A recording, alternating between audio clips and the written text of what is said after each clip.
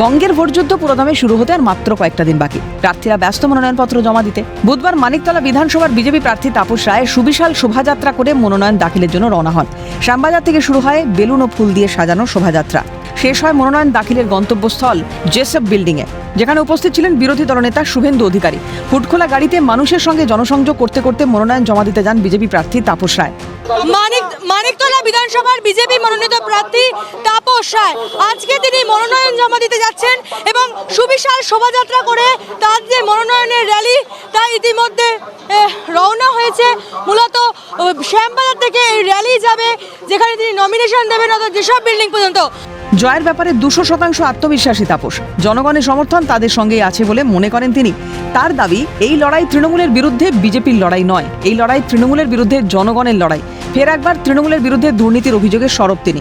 মানুষের জনজোয়ার এত উচ্ছ্বাস, কি বলবেন? না, এই যে নির্বাচনটা, এটা কিন্তু মমতা ভার্সেস বাংলার জনগণ, জনসাধারণ, শুধুমাত্র তৃণমূল ভার্সেস বিজেপি নয়। এই নির্বাচনটা পশ্চিমবাংলার জনতা ভার্সেস মমতা। আজকে কি অঙ্গীকার করবেন দাদা? না, অঙ্গীকার হচ্ছে গুন্ডারাজ, পুলিশিরাজ, দুর্নীতিরাজ, এগুলোর অবসান ঘটাবো।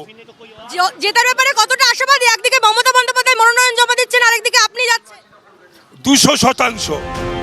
কর্মী সমর্থকদের সঙ্গে গাড়ি থেকে নেমে জেসএফ বিল্ডিংয়ে মনোনয়ন জমা দিতে প্রবেশ করেন বিজেপি প্রার্থী।